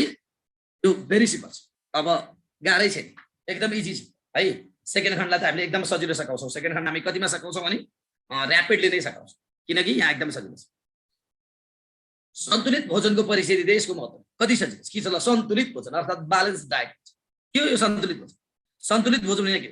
सन्तुलित भोजनको परिचय त अब जसलाई पनि थाहा छ। सन्तुलित भोजन भने के भने हाम्रो शरीरका लागि आवश्यक पर्ने खाद्यान्नहरूको सन्तुलन मिलाएर खाने खाद्यान्न नै अर्थात् खाने भोजन नै सन्तुलित भोजन हो। के भने मैले सन्तुलित भोजन भनेको के हो भने हाम्रो शरीरका लागि आवश्यक पर्ने जुन हाम्रो के हुन्छ खाद्य पदार्थ हुन्छ अर्थात् भोजन हुन्छ, हो त्यो भोजनमा सन्तुलन मिलाउने अवस्था नै के हो त भन्दा सन्तुलित भोजन हो। अर्थात् मानव स्वास्थ्यका लागि चाहिने कार्बोहाइड्रेटका कुराहरू, प्रोटिनका कुराहरू, भिटामिनका कुराहरू, खनिजका कुराहरू तथा चिल्लो पदार्थको चाहिँ कुशल कम्बिनेसन मिलेको खाना अर्थात् कुशल सन्तुलन मिलेको खाना नै के हो त भन्दा सन्तुलित भोजन हो। अर्थात् हाम्रो शरीरको लागि नभई नहुने प्रमुख आधार स्तम्भको रूपमा सन्तुलित भोजनलाई लिने गरिन्छ, र सन्तुलित भोजनले हाम्रो शरीरको प्रतिरक्षा रक्षा अर्थात् हाम्रो शरीरको वृद्धि विकास, हाम्रो शरीरको कोष कोशिकाहरूको के विकास गर्न गराउनका लागि यो एक अपरिहार्य तत्त्व हो। र सन्तुलित भोजनलाई हामी खण्ड क, खण्ड ख र खण्ड ग मा पनि विभाजन गर्न सक्छौँ। खण्ड क भनेको चाहिँ हाम्रो शरीरका लागि शक्ति प्रदान गर्ने खानाहरू, खण्ड ख भनेको चाहिँ हामीले चाहिँ के भन्न सक्छौँ हामीले शरीरको चाहिँ हाम्रो वृद्धि विकास गर्ने खानाहरू, र खण्ड ग भनेको चाहिँ हाम्रो रोग प्रतिरोधात्मक क्षमता अर्थात् शरीरलाई चाहिँ तन्दुरुस्त राख्ने खानालाई हामी के भन्छौँ त सन्तुलित भोजन हामीले चिन्छौँ। धेरै भइसक्यो, यत्रो लेख्न सक्नुहुन्छ। मैले बहकिँदा धेरै भनिसकेँ। फेरि अब दैनिक रूपमा सन्तुलित भोजन खाने भएर होला गुटुङटुङ आउँछ होइन। त्यही भएर चाहिँ तपाईँहरूले पनि सन्तुलित भोजन खानुहुन्छ, त्यही भएर यो सन्तुलित भोजनको बारेमा आउँछ। यदि सन्तुलित भोजन खाने गर्नु भएको छैन भने आजदेखि सन्तुलित भोजन खानुहोस् अनि गुटुङ आउँछ है। सन्तुलित भोजन खानुहोस्। सन्तुलित भोजन भने के भने तपाईँलाई चाहिने कार्बोहाइड्रेट, चिल्लो पदार्थ, प्रोटिन, भिटामिन के चाहिन्छ हो त्यो। खाना पायो मिठो छ भन्दैमा मासु खाएर चाहिँ बेलुका सुत्ने, खाना पायो भन्दैमा चाहिँ दाल मिठो छ भने दाल र भात मात्र खाने होइन। भनेको दाल, भात, तरकारी, अचार, नुन, तेल, चिल्लो पदार्थ, फल, सलाद आदि इत्यादिको समष्टि है। चेक एन्ड ब्यालेन्स शक्ति सन्तुलनमा मात्रै प्रयोग हुन्छ। ओके, त्यो पछि आउँला बाबु। त्यो अब खास चेक एन्ड ब्यालेन्स भनेको त त्यो हामीले चेक एन्ड ब्यालेन्स पढ्ने भनेकै त्यही है। चेक एन्ड ब्यालेन्स त अन्यत्र पनि हुन्छ, घरमा पनि हुन्छ चेक एन्ड ब्यालेन्स। घरमा पनि आमाले चाहिँ अलिकति मात्तिनु भने बाबुले कन्ट्रोल गर्नुहुन्छ, त्यो पनि के हो चेक एन्ड ब्यालेन्स भनेको। बाबुले चाहिँ घरमा रक्सी खाएर धेरै आयो भने तिमीले ओइ बा खानुहुन्न भन्नु भने के हो चेक एन्ड ब्यालेन्स हो। त्यही भएर सबै ठाउँमा हुन्छ चेक एन्ड ब्यालेन्स। तर यो त राज्य सञ्चालनको दौरानमा चाहिँ कार्यपालिका व्यवस्थापिका र न्यायपालिका बीचको सन्तुलन हो यो। नत्र जहाँ पनि हुन्छ चेक एन्ड ब्यालेन्स, सबै ठाउँमा हुन्छ, घरमा पनि हुन्छ। घरमा बाबुले चाहिँ मात्यो भने आमाले कन्ट्रोल, आमा मात्यो भने बाबु कन्ट्रोल, छोरो मात्यो भने बाबुले कन्ट्रोल, बाबु मात्यो भने छोराले पनि कन्ट्रोल गर्न सकिन्छ नि। द्याट इज त्यो के हो भन्दा चेक एन्ड ब्यालेन्स। ओके,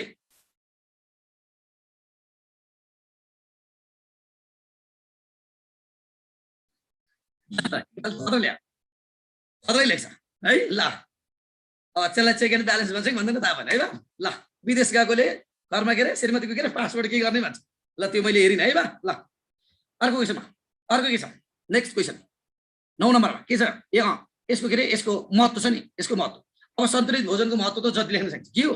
हाम्रो शरीरको वृद्धि विकास गर्नका लागि, हाम्रो शरीरलाई स्वस्थ तन्दुरुस्त राख्नका लागि, शरीरका चाहिँ हाम्रो चाहिँ कोशिकाहरूको वृद्धि विकास गर्न गराउनका लागि, कुपोषणको शिकार हुनबाट बचाउनका लागि, हाम्रो शारीरिक सौन्दर्यता कायम गर्न गराउनका लागि, शरीरको तापक्रमलाई सन्तुलन राख्नका लागि, मान्छेको बौद्धिक क्षमताको विकास गराउनका लागि, शारीरिक तापक्रम हाम्रो चाहिँ रूप हाम्रो चाहिँ शारीरिक सुन्दरता, शारीरिक बनावटलाई आत्मसात गर्न गराउनका लागि, अर्थात् त्यसपछि समष्टिगत रूपमा स्वस्थ शरीर र निरोगी शरीर बनाउनु, यही त। यसका पनि अब सन्तुलित भोजनका पनि महत्त्व सिकाउनु पर्छ। राइट, यो लेख्ने लास्टमा कन्क्लुजन अनिवार्य चाहिन्छ। सन्तुलित भोजन हाम्रो शरीरका लागि नहुने अपरिहार्य भोजन हो। सन्तुलित भोजनको बहुआयामिक महत्त्व रहेको छ। सन्तुलित भोजनको मात्रै हामीले ख्याल गर्दै प्रयोग गर्दै गएको खण्डमा हामीलाई लाग्ने बहुसंख्यक रोगहरूको निराकरण गर्न यसकै के हुन्छ भूमिका रहन्छ। राइट, लागु पदार्थ दुर्व्यसन। अर्को के छ भने अब चाहिँ 9 मा के छ, लागु पदार्थ दुर्व्यसन भन्दाले के बुझ्नुहुन्छ। यस्तो दुर्व्यसनबाट बस्नु उपाय लेख्नु धेरै सिम्पल छ, भेरी सिम्पल छ। त्यो लागु पदार्थ दुर्व्यसन, यहाँ लागु पदार्थ भनेको छ नि, लागु पदार्थ दुर्व्यसन भनेको छ। यो लागु पदार्थ भने त तपाईँलाई थाहा छ। सबभन्दा पहिले लागु पदार्थ दुर्व्यसन भन्दाखेरि लागु पदार्थ लेखेर छुट्याएर लागु पदार्थ छुट्टै लेख्ने होइन, तर सबभन्दा पहिले एक लाइन लागु पदार्थ लेख्ने, अनि त्यसपछि त्यही लागु पदार्थको कुलतमा फस्नु नै दुर्व्यसन हो है। त्यही भएर लागु पदार्थ भने के भने हाम्रो शरीरको मस्तिष्क तथा स्नायुलाई आघात पुर्याउने अर्थात् कहिले उत्तेजित त कहिले दिग्भ्रमित पार्ने तत्त्वलाई नै लागु पदार्थका नामले चिनिन्छ। के भने मैले लागु पदार्थ भनेको हाम्रो शरीरलाई कहिले उत्तेजित त कहिले शिथिल पार्ने तत्त्व अर्थात् कुनै पनि वस्तु तथा के इकाइलाई के भनिन्छ लागु पदार्थ भने। यसले के गर्दछ, कहिले हाम्रो शरीरको के अरे शिथिल बनाउँछ र कहिले उत्तेजित। त्यही भएर मैले भने हाम्रो शरीरको स्नायु एवं मस्तिष्कमा आघात पुर्याई हाम्रो शरीरलाई कहिले उत्तेजित त कहिले के गर्ने, कहिले उत्तेजित त कहिले शिथिल पार्ने तत्त्व नै के हो लागु पदार्थ हो। र लागु पदार्थको कुलतमा फस्नु नै लागु पदार्थ दुर्व्यसन हो। के भने त्यही भएर एक लाइन लागु पदार्थ लेखिसकेपछि अनि लागु पदार्थको दुर्व्यसनमा फस्नु नै के हो भन्दा लागु पदार्थ के हो दुर्व्यसन हो। लागु पदार्थ दुर्व्यसन समाजको मात्र नभइकन समाज, राष्ट्र र अन्तर्राष्ट्रिय जगतको एक अहिलेको चुनौतीपूर्ण के हो अवस्थामा रहेको, अर्थात् एक जघन्य अपराधको रूपमा रहेको, अर्थात् एक समाजको धमिराको रूपमा रहेको एक तत्त्व के हो त लागु पदार्थ दुर्व्यसन हो। लागु पदार्थ दुर्व्यसनमा वर्षेनी हजारौं हजार व्यक्तिहरू फसेका देखिन्छन् र नेपालमा 1990 सम्म चाहिँ लागु पदार्थ दुर्व्यसन सामान्यतया केमा लिने गरिन्थ्यो, धूम्रपानको माध्यमबाट लिन्थ्यो भने अहिले आएर सिरिन्ज तथा सुईको माध्यमबाट पनि लिने गरेको छ। र लागु पदार्थहरूमा हामीले चाहिँ चरेस, गाँजा, भाङ, हेरोइन जस्ता विभिन्न तत्त्वहरूलाई लागु पदार्थको रूपमा लिन्छ भने यिनै तत्त्वहरूको सेवन गर्ने, यिनै तत्त्वहरूको कुलतमा फसे, यिनै तत्त्वहरूको प्रयोग गरिराख्ने अवस्था नै के हो त लागु पदार्थ दुर्व्यसन हो। लागु पदार्थ दुर्व्यसनले समाजमा विभिन्न किसिमका सामाजिक अपराधका कुराहरू सृजना गर्छ, साथै यसले चाहिँ समाजलाई मात्र होइन समाज, राष्ट्र तथा अन्तर्राष्ट्रिय जगतलाई धमिल्याउन यसले के गर्छ त ठुलो भूमिका खेलेको छ। त्यसैले यो समाजको एक हानिकारक तत्त्व हो भनेर लेख्ने। यति भइसक्यो। त्यसपछि आएर यसको कुलतमा लाग्नुको दुर्व्यसनमा फर्सेका दुर्व्यसनबाट बस्ने उपाय के हुन् भन्दा त अब जति ल्याउन सक्नु। यसलाई के हो त भन्दा एउटा चाहिँ घर परिवारले चाहिँ आफ्ना बालबालिकाको रेखदेखका कुराहरूतिर भयो ध्यान दिने, विभिन्न खालका जनचेतना तथा सचेतनामूलक कार्यक्रम गरेर सञ्चालन गर्ने भयो। त्यति मात्र नागरिकहरूलाई चाहिँ विभिन्न खालका रोजगारीका अवसरहरू सिर्जना गर्ने भयो। विभिन्न राज्यले चाहिँ प्रभावकारी तथा कडा र व्यवस्थित कानुनको निर्माण गरी कार्यान्वयन गर्ने कुरा भयो। त्यसपछि आएर गलत साथीभाइ तथा गलत सङ्गीहरूको चाहिँ सङ्गतलाई छोड्ने कुरा भयो। लागु पदार्थ दुर्व्यसन सम्बन्धीका चाहिँ नकारात्मक असरको बारेमा चाहिँ जनचेतना फैलाउने कुरा भयो। त्यसपछि आएर फुर्सदको समयमा चाहिँ मनोरञ्जनात्मक क्रियाकलाप गर्नुतिर केन्द्रित गर्ने गराउने कुरा भयो। पारिवारिक सम्बन्ध तथा सामाजिक सम्बन्धलाई प्रगाढ बनाउने कुरा भयो। लागु पदार्थ तस्करहरूलाई चाहिँ कानुनी कठघरमा ल्याउने कुरा भयो। लागु पदार्थको सञ्जाललाई चाहिँ तोड्ने कुरा कति लेख्ने होइन यो के हो त भन्दा बस्दै पाए कन्क्लुजन अनिवार्य चाहिन्छ। कन्क्लुजन के लेख्नुपर्छ भन्दा यसले लागु पदार्थ दुर्व्यसन समाजलाई विध्वंस पार्ने एक कारक तत्व हो। लागु पदार्थ दुर्व्यसन समाज तथा राष्ट्र तथा अन्तर्राष्ट्रिय जगतकै एक के हो त भन्दा के हो, एक समाज राष्ट्र र अन्तर्राष्ट्रिय जगतकै चासोको विषय हो। लागु पदार्थ दुर्व्यसनबाट बच्नका लागि राज्य, व्यक्ति, नागरिक तथा स्वयं आफै सचेत भएर यस्ता दुर्व्यसनहरूबाट आफू वस्तु र अर्कालाई बचाउनु नै अहिलेको आवश्यकता मानिन्छ। यति लेख्ने नेक्स्ट 11 मा बसाइसरायका प्रमुख कारक तत्त्वहरू लेखा हुन्छ। बसाइसरायका प्रमुख कारक भेरी सिम्पल छ। के हो त्यो बसाइसरायका प्रमुख कारक तत्त्व हुने गाह्रो छ। के हो बसाइसरायका एउटा मात्र छ। ओके 10 ओके जनसाङ्ख्यिक लाभको परिचय दिँदै यसको बात यो त जनसाङ्ख्यिक लाभ के हो त साथी। यो जनसाङ्ख्यिक लाभ यो जनसाङ्ख्यिक लाभ भनेको अत्यन्त इजी छ, अत्यन्त सजिलो छ है। 14 देखि 59 राइट हो। किरण कुमार शाह भाइले भने हो यो जनसाङ्ख्यिक लाभ भनेको के हो भने देशको सक्रिय जनसङ्ख्या अर्थात् देशको एक्टिभ पपुलेसनलाई नै जनसाङ्ख्यिक लाभ भनिन्छ। के भने मैले देशको सक्रिय जनसङ्ख्या अर्थात् देशको एक्टिभ पपुलेसनलाई नै जनसाङ्ख्यिक लाभ भनिन्छ। अर्थात् देशभित्रको जुन सृजनशील जनसङ्ख्या अर्थात् जनशक्ति छ अर्थात् 14 वर्षदेखि 59 वर्षसम्मको उमेर समूहलाई नै हामी जनसाङ्ख्यिक लाभका नामले चिन्दछौँ। जनसाङ्ख्यिक लाभ किन भन्यो त भन्दा राज्यका हरेक एक्टिभिटीहरू सञ्चालन गर्न गराउनका लागि बलिया पाखुरा भएका हात पाखुरा क्रियाकलापहरू खियाउन सक्ने खालको जुन जनशक्ति छ, जुन क्यापेबल जनशक्ति छ, जुन सृजनशील जनशक्ति छ, जुन चाहिँ श्रम गर्न सक्ने जनशक्ति छ हो त्यो 14 देखि 59 वर्षसम्मको उमेर समूहलाई नै जनसाङ्ख्यिक लाभका नामले चिनिन्छ। नेपालको जनसाङ्ख्यिक लाभको अवस्था तथा सिनारियोलाई हेर्ने हो भने नेपालमा जनसाङ्ख्यिक लाभ राम्रो अवस्था छ भनेको पोजिटिभ छ। या कि यानि हाम्रो चाहिँ झन्डै 56.96 यानि कि झन्डै 97% चाहिँ हाम्रो जनसाङ्ख्यिक लाभ रहेको छ। जनसाङ्ख्यिक लाभ हुनु भनेको राष्ट्रको हित, उन्नति, प्रगति, समृद्धिका दृष्टिकोणले गर्दा राम्रो मानिन्छ।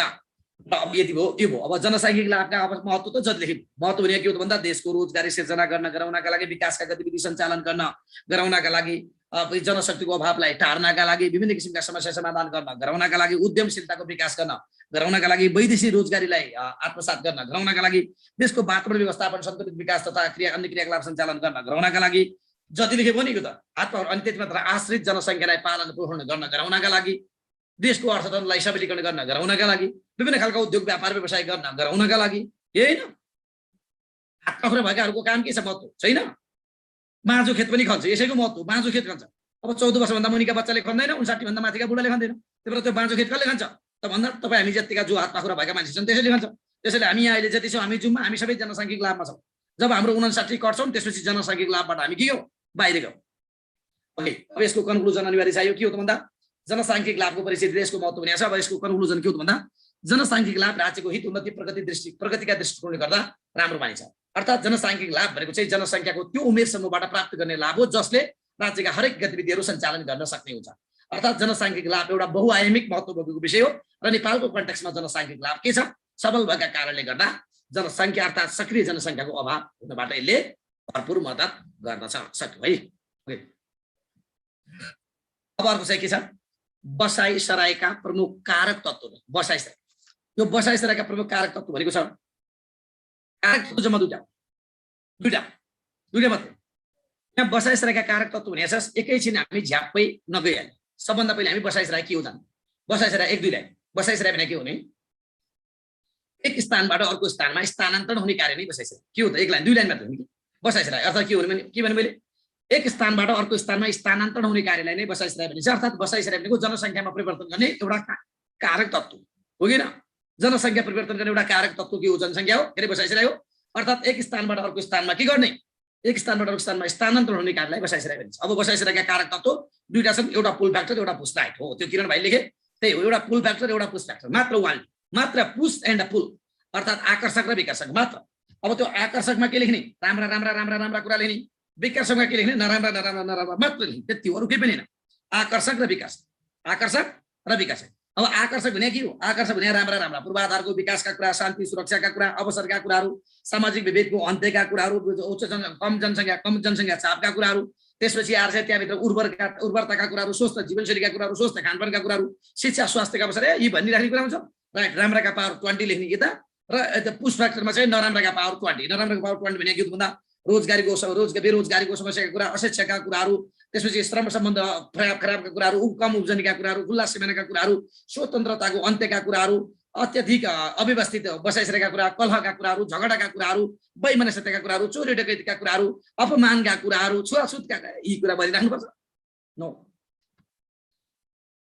पुल फ्याक्टरमा केले गर्दा तान्छ पुश फ्याक्टरमा केले गर्दा तान्छ त्यति कुरा जानिसकेपछि लास्टमा कन्क्लुजन यसलाई आवश्यक छैन तर चाहिँ कन्क्लुजन यसलाई आवश्यक छैन सिधै बसाइसकेका प्रमुख कारक तत्त्व हुने यसका लागि नो कन्क्लुजन सिधै तत्त्व मात्र लेख्नु त्यो तत्त्वको लागि हामीले चाहिँ कन्क्लुजन लेख्नुपर्ने कुरा छैन कहिलेकाहीँ विशेषता मात्र बन्यो कहिलेकाहीँ तत्त्व मात्र बन्यो राइट है यस कारण पनि मिल्छ बाबु कारण पनि त्यही हो तर कारण अरू पनि हुन सक्छ शिक्षाको कारण हुन सक्छ सामाजिक कारण हुन सक्छ राजनीतिक कारण हुन सक्छ तर चाहिँ के भन्दा कारण भने ठुलो कुरा हो तत्त्व भनेको ती कारणभित्रका सारा फ्याक्टर हुन् के कुरो उयो कारण भनेको ठुला हुन सक्छन् तत्त्व भनेको कारणभित्रका के हुन्छन् फ्याक्टर राइट है ओके लास्ट वान भनेको चाहिँ सेकेन्ड खण्डको लास्ट वान के भनिन्छ वातावरण व्यवस्थापनको परिस्थिति वातावरण प्रदूषणका प्राकृतिक र मानवीय कारणले तयार के भनिन्छ वातावरण प्रदूषणको परिस्थिति वातावरण प्रदूषणका प्राकृतिक र मानवीय कारणको तयार गर्दै भनेको कारणको सूची हो यो मानवीय कारणको सूची हो कि त्यहाँ चाहिँ होला कारणको सूची होला यहाँ हाम्रै फोटो खिचिरहेको छ त्यही होला है ओके के भन्नु त भन्दा यहाँ चाहिँ एकदम इजी छ वातावरण व्यवस्थापनको परिस्थिति अनि परिचय दिने अनि वातावरण प्रदूषणको प्राकृतिक र मानवीय कारणको सूची के कारण दुईटै लेख्ने र त्यसपछि आएर वातावरण संरक्षणमा चाल्न पर्ने कदम हुन्छ है वातावरण व्यवस्थापन भने त थाहा छ तपाईँलाई एकदमै इजी छ के हो वातावरण व्यवस्थापन भने वातावरण व्यवस्थापन भनेको के हो भने वातावरणलाई प्राकृतिक रूपमा कुनै पनि खालका कृत्रिम तथा मानवीय तथा प्राकृतिक रूपले चाहिँ धमिलो हुन नदिने र जस्ताको त्यस्तै राख्ने कुरा नै वातावरण व्यवस्थापन वातावरण व्यवस्थापन वातावरण हाम्रो वरपर भएको दृश्य अदृश्य सजीव निर्जीव सबै व्यवस्थापन भनेको के भन्दा यसलाई व्यवस्थित गर्ने त्यसैले वातावरण व्यवस्थापन भनेको के हो भने वातावरणको प्रभावकारिता बुझी वातावरणको महत्त्व बुझी वातावरणमा कुनै पनि खालका नेगेटिभ इम्प्याक्ट तथा असरहरू पार्न नदिने अवस्था नै वातावरण के हो व्यवस्थापन अर्थात् वातावरणको संरक्षण तथा वातावरणको सम्वर्धन गरी वातावरणलाई प्रकृति मैत्री रूपमा राख्ने कार्य नै के हो त वातावरण व्यवस्थापन हो अर्थात् प्राकृतिक तथा मानवीय सन्तुलन तथा सम्बन्धहरू कायम राखी कुनै पनि किसिमका नेगेटिभ इम्प्याक्टहरू वातावरणमा पर्न नदिने अवस्था नै के हो त भन्दा वातावरण व्यवस्थापन हो अर्थात् कुनै पनि कारणले वातावरणमा परेका नेगेटिभ इम्प्याक्टहरूलाई हटाई तथा पर्न नदिने अवस्था सिर्जना गर्न नै के हो त भन्दा वातावरण व्यवस्थापन हो अर्थात् वातावरणलाई स्वच्छ सफा तथा हराभरा राखी वातावरणमा आउने विभिन्न खालका चाहिँ प्राकृतिक तथा मानवीय क्रियाकलापले गर्दा आउने हरासहरू उत्पन्न हुन नदिने अवस्था तथा त्यो कार्यशैलीले के हो त भन्दा वातावरण व्यवस्थापन हो भनेको वातावरण व्यवस्थापनको समष्टिगत रूपमा वातावरणलाई सन्तुलित सौहार्द र प्रकृति मैत्री राख्ने कार्य नै समष्टिगत रूपमा वातावरण व्यवस्थापन अब यसमा चाहिँ वातावरण प्रदूषणका अब मानवीय र प्राकृतिक भने त्यो गुटुङ प्राकृतिक भने के हो अप्राकृतिक भने के हुन सक्छ हेर्नुहोस् है हावा हुरी वर्षा भूछे ज्वालामुखी हेर्नुहोस् है अब सूची भने सूची भनेको गुटुङ हुने एक लाइनमा एउटा लेखे पनि हुन्छ अर्थात् दुई लाइनको जसरी लेखे पनि हुन्छ ल के हो त भन्दा यसका मैले के भन्न सक्छु हावाहुरीको कारणले गर्दा गर्न सक्छ एक अनि वर्षाको कारणले गर्दा हुन सक्छ भूछेको कारणले गर्दा हुन सक्छ ज्वालामुखीको कारणले गर्दा पनि हुन सक्छ भूकम्पको कारणले गर्दा हुन सक्छ सुनामीको कारणले गर्दा पनि हुन सक्छ उल्का वर्षा चट्याङ विभिन्न खालका चट्याङको कारणले गर्दा त्यति बेला अम्लीय वर्षाले गर्दा पनि हुन सक्छ तापक्रममा वृद्धि त्यसले गर्दा पनि हुन सक्छ अनावृष्टि तथा अतिवृष्टि त्यसले गर्दा पनि हुन सक्छ र विभिन्न किसिमका रोग व्याधि आउँछ है यी प्राकृतिक भने त्यसै थाहा अब मानवीय भने तपाईँलाई भनिराख्नै पर्दैन के हो मानवीय भने के हो वन जङ्गलको फडानीका कुरा मानवीय कारण हुन सक्छ उच्च जनसङ्ख्या वृद्धि मानवीय कारणले गर्दा हुन सक्छ अव्यवस्थित बसाइसराई मानवीय कारणले गर्दा हुन सक्छ अत्यधिक कृषिको खण्डीकरण अर्थात् कृषिको खण्डीकरण मानवीय कारणले गर्दा हुन सक्छ प्राकृतिक स्रोत साधनको दोहन मानवीय कारणले गर्दा हुन सक्छ अव्यवस्थित औद्योगिकरण मानवीय कारणले गर्दा हुन सक्छ विभिन्न खालका चाहिँ त्यसपछि आएर चाहिँ अरू रासायनिक मलहरूको प्रयोग मानवीय कारणले गर्दा हुन सक्छ प्राकृतिक स्रोत साधनको चाहिँ दुरुपयोग मानवीय कारणले गर्दा हुन सक्छ यी त भन्ने है यसै बुझिन्छ नि गुटुङटुङ बुझिन्छ नि तर छुट्याउने यसले मानवीय तथा प्राकृतिक दुइटै भन्नु भने दुइटै लेख्ने, मानवीय पनि लेख्ने र प्राकृतिक पनि लेख्ने। राइट। लास्ट वान के भनेको छ भने तयार गर्दै अब संरक्षणका लागि चाल्नुपर्ने कदम, यो त भन्नुपर्छ। यो चाल्नुपर्ने कदम के हो भने प्राकृतिकलाई केही गर्न सक्नुहुन्न, तपाईँले चाल्न सक्नुहुन्न, त्यही मानवीय कारण जे छन् त्यसलाई उठ्यो, त्यसलाई संरक्षण गर्न के भनेको छ भने वातावरण संरक्षणका लागि चाल्नुपर्ने कदम भनेको जुन तपाईँले मानवले सिर्जना गरेका जुन कारण छन् हो त्यसलाई कन्ट्रोल गर्नु भनेको शिक्षा तथा जनचेतना अभिवृद्धि गर्ने हुन सक्छ, अव्यवस्थित बसाइसराईलाई रोक्ने हुन सक्छ, अव्यवस्थित शहरीकरणलाई रोक्ने हुन सक्छ, वृक्षारोपणका क्रियाकलापहरू सञ्चालन गर्ने हुन सक्छ, यो कार्बन डाइअक्साइड लगायतका चाहिँ यो चाहिँ क्लोरोफ्लोरोकार्बनहरूको चाहिँ उत्सर्जन उत्पादन रोक्ने हुन सक्छ, त्यसपछि आएर चाहिँ सुन्दर सहर सुन्दर बस्ती निर्माण गर्ने कुरा हुन सक्छ, जैविक विविधताको संरक्षण गर्नका लागि चाहिँ चासो दिलाउने भन्ने कुरा हुन सक्छ, वन डडेलो नियन्त्रण गरेका कुराहरू हुन सक्छ, गरिबीहरू चाहिँ वनमाथिको चाहिँ परनिर्भरताको अन्त्यका कुराहरू हुन सक्छ, वैकल्पिक ऊर्जाको विकासका कुरा गरेर हुन सक्छ, कीटनाशक औषधिको चाहिँ कम प्रयोग गरेर हुन सक्छ। यी कति लेख्ने यो कुरा त जति पनि सकिन्छ नि हो। अब त्यो भुछेर यो चाहिँ के अरे हुन त्यो मान्छेले सिर्जना गरेका कारण रोक्न सकिन्छ। त्यो चट्याङ तपाईँले रोक्न सक्नुहुन्न, चट्याङलाई उल्ट्याउन सक्नुहुन्न, भुछेलाई तपाईँले वृक्षारोपण गरिदिनु भयो भने भुछे के हुन्छ आफै। त्यसैले मान्छेका कारणले गर्दा सिर्जना हुने जे समस्या छन् नि हो त्यो मान्छेका कारणले गर्दा सिर्जना हुने सब समस्यालाई गुटुङटुङ तरिकाले के गर्ने त उल्ट्याउने, त्यति जाने भने काम खतम है। प्राकृतिक क्षतिको निराकरण गर्न सकिन्छ हो, त्यही हो प्राकृतिक स्रोत जसरी निराकरण गर्न सकिन्छ त्यही है। अब यसको कन्क्लुजन अनिवार्य चाहिन्छ के हो त भन्दा वातावरण व्यवस्थापन एक बहुआयामिक विषय हो। वातावरण व्यवस्थापन गराउनका लागि राज्य सरकार र नागरिकले महत्त्वपूर्ण भूमिका खेल्नु पर्दछ। वातावरण प्रदूषणका विभिन्न फ्याक्टरहरू छन्, ती फ्याक्टरहरूलाई चाहिँ निराकरण गर्न राज्य सरकार समाज अन्तर्राष्ट्रिय जगतले हातीमालो गर्नुपर्छ र वातावरणलाई प्रभावकारी ढङ्गले संरक्षण गर्ने आधुनिक वैज्ञानिक र व्यवस्थित उपायहरूलाई अवलम्बन गरी वातावरण संरक्षण गर्नु तथा जैविक विविधताको संरक्षण गर्नु अहिलेको आवश्यकता हो भनेर। खण्ड क ख ग अङ्ग्रेजीमा लेखेर खण्ड क पाइन्छ बाबु, एउटा खण्ड इङ्ग्लिस एउटा खण्ड नेपालीमा लेख्न पाइन्छ, नो प्रब्लम, पाइन्छ है। अब अर्को क्वेसन झन् सजिलो, यो त भेरी सजिलो, यो त यसै जानु छ। दर्ता र चलानीको परिचय दिँदै यिनको महत्त्व, दर्ता र चलानी छुट्टा छुट्टै लेख्ने र महत्त्व दुइटैमा एउटै माने के भन्नु भने दर्ता र चलानी छुट्टा छुट्टै लेख्ने र यिनको महत्त्व के गर्ने एउटै माने। यो त तपाईँलाई थाहा छ। दर्ता भनेको एकदम छोटो, फेरि 2.5मा दर्ता र चलानी भनेको 2-3 लाइन एउटा 2-3 लाइन एउटा, चलानी भन्दा बढी चाहिने दर्ता छ। दर्ता भनेको के हो त भन्दा कार्यालयमा अन्यत्र कार्यालयबाट प्राप्त भएका चिठी पत्र तथा डकुमेन्टहरूको सुरु अभिलेख राख्ने कार्य नै दर्ता। अर्थात् दर्तालाई हामी कार्यालयमा चिठी पत्रको आगमनका नामले चिन्दछौँ र दर्ता भनेको कार्यालयमा चाहिँ के हो त भन्दा इन्ट्री गर्ने, चिठी पत्रको इन्ट्री गर्ने पोइन्ट। अब चलानी भनेको के भने आफ्नो कार्यालयबाट अन्यत्र कार्यालयमा पठाएका चिठी पत्र तथा डकुमेन्ट्सहरूको अन्तिम अभिलेख राख्ने कार्यलाई के भनिन्छ? चलानी भनिन्छ। यो चलानी भनेको चाहिँ आउटफ्लो अर्थात् आफ्नो कार्यालयबाट चाहिँ चिठी पत्र बहिर्गमन भएको अवस्थालाई जनाउँछ, यही न? योभन्दा बढी चाहिने, किनभने 2.5 लाख यति लेख्दा तपाईँको 6-7 लाइन पुगिसक्छ है। यो अझै जान्ने हो भने त अझै यो अरू पनि लेख्न सकिन्छ, तर चाहिँ बढी जानेर लेखेर भएन। यति ठ्याक्क दुईटाको चाहिँ 3 लाइन हुने गरी लेख्यो भने हाम्रो 6 लाइन पुग्छ। अब महत्त्व दुईटैको महत्त्व हो। अब दुईटैको के त भन्दा यी त कार्यालय सञ्चालनलाई प्रभावकारी ढङ्गले सञ्चालन गर्न गराउन, कागजपत्रलाई हराउनबाट चाहिँ मिसयुज हुनबाट बचाउन, कार्यालयको काममा चाहिँ प्राथमिकताहरू कायम गर्न, कार्यालयको वास्तविकता आकलन गर्न, यही न? कार्यालयलाई चुस्त दुरुस्त प्रभावकारी वैज्ञानिक बनाउन, अव्यवस्थित अभिलेखलाई व्यवस्थित गर्न गराउन, चिठी पत्रमा हुने दोहोरोपना तथा हराउनेपनालाई अन्त्य गर्न। यो त सामान्य, यसको महत्त्व त जति पनि लेख्न सकिन्छ नि होइन। काममा एकरूपता प्रभावकारिता गुणस्तरता कायम गर्न, कार्यालयको लक्ष्य उद्देश्य हासिल गर्न, असल कुशल अभिलेख व्यवस्थापन गर्न, कागजपत्र हराउने काम कार्यबाट निरुत्साहित गर्न, अर्थात् कागजपत्रमा एकरूपता प्रभावकारिता गुणस्तरता कायम गर्न, कार्यालयको शोभा सुन्दरता कायम गर्न, कार्यालयलाई समष्टिगत रूपमा लक्षणमुख बनाउनु, यही न? एउटै भन्छ परिचय परिभाषा, एउटै परिचय परिभाषा अर्थ बारेमा लेख भने है, एउटै परिभाषा लेख, परिचय लेख, अर्थ लेख, बारे सबै है। यसको कन्क्लुजन अनिवार्य भनेको दर्ता र चलानी कार्यालय सञ्चालनका प्रमुख आधार स्तम्भ हुन्। दर्ता र चलानीको चाहिँ बहुआयामिक महत्त्व रहेको छ। दर्ता र चलानीका कारणले गर्दा कार्यालयको चाहिँ काम कारबाहीलाई चुस्त दुरुस्त प्रभावकारी बनाउन गई कार्यालयमा सुशासन कायम गर्न मद्दत गर्दछ है। अब 14मा पुग्यो। अब चाहिँ 14मा के छ? विद्युतीय शासन। यो विद्युतीय अभिलेख भनेको यो झन् सजिलो छ। विद्युतीय अभिलेख भनेको यो अभिलेख र विद्युतीय अभिलेखमा केही फरक होइन। अभिलेख भनेको के हो भने त्यही कागजपत्र सुरक्षित राख्ने काम हो। विद्युतीय भनेको के हो भन्दा कार्यालयमा भएका अभिलेखलाई विद्युतीय टुल्स डिभाइसेसमा राख्ने हो कि। त्यही भएर यहाँ विद्युतीय अभिलेख भनेको के हो भने कार्यालयमा भएका समष्टिगत अभिलेखहरूलाई परम्परागत ढर्रामा नराखी आधुनिक प्रक्रिया आधुनिक तरिकाद्वारा कम्प्युटराइज गरेर राख्ने कार्य नै के हो त भन्दा विद्युतीय अभिलेख। अर्थात् विद्युतीय अभिलेखले चाहिँ केलाई बुझाउँछ त भन्दा कम्प्युटरकृत प्रणाली अर्थात् चाहिँ आधुनिक प्रणालीलाई आत्मसात गर्दछ।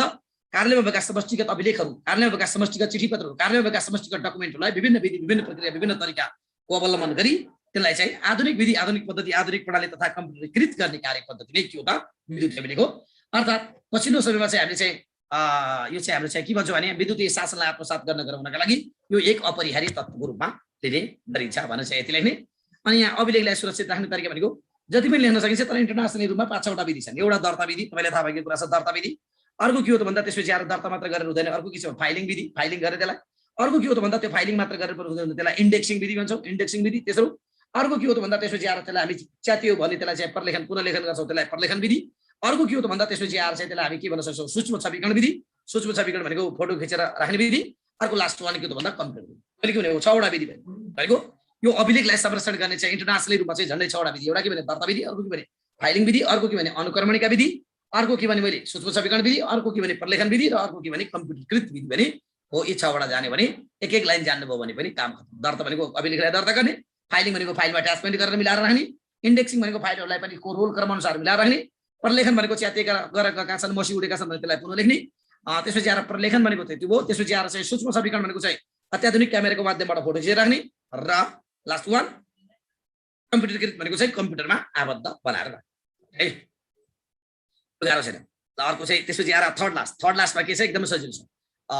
के भनिन्छ सरकारी लेखा प्रणालीको प्रमुख सरकारी लेखा प्रणालीलाई प्रमुख विशेषता गुटुङटुङ लेख्न सकिन्छ। सबभन्दा पहिले सरकारी लेखा लेख्ने थोरै भनेको सरकारको समष्टिगत आर्थिक कारोबारको लेखाङ्कन, अभिलेखाङ्कन, रिपोर्टिङ, टिपोटिङ, सारांशिकरण तथा संक्षिप्तीकरण गर्ने कार्यलाई नै सरकारी लेखाका नामले चिनिन्छ। सरकारी लेखाका विशेषता निम्न छन् भन्ने। अनि गुटुङटुङ दोहोरो लेखा प्रणालीमा आधारित छ, नाफा नोक्सानसँग सम्बन्धित रहँदैन, कार्य सञ्चालन तथा केन्द्र सञ्चालन गरी 2 प्रकारमा छ, महालेखा परीक्षकले तोकेको फर्म फर्मेटमा राखिन्छ, बैंकिङ प्रणालीमा चाहिँ आधारित छ, एकरूपता कायम गर्न योग्य छ, सफल भएको छ, दोहोरो आइसक्यो, दोहोरो त्यसपछि विभिन्न शीर्षक तथा उपशीर्षकमा विभाजन गरेको छ, अनिवार्य लेखा परीक्षणको चाहिँ व्यवस्था गरेको छ, आन्तरिक नियन्त्रण प्रणालीलाई आत्मसात गरेको छ, स्वीकृत बजेटमा आधारित छ, लेखाका सर्वमान्य सिद्धान्तलाई आत्मसात गरेको छ। के हो यो त गुटुङटुङ लेख्न सकिन्छ यसको लागि त है। अब यो यस्तो विशेषता मात्र भने यसको लागि नौकल हुनु छ है, यसको लागि नो नगदमा आधारित तथा प्रोद्भावी हुनु। त्यो नगदमा आधारित छ, प्रोद्भावी छैन। हाम्रो नगदमा आधारित छ, त्यो प्रोद्भावी उन्मुख छ भन्ने कुरा लेख्दैन अहिले, छँदै छैन। नगदमा आधारित छ अहिले, राइट है। यो कुरा भेरी सिम्पल लागि हामी टाइम किल गर्दैनौँ, यसका लागि नो करेक्ट हुन्छ।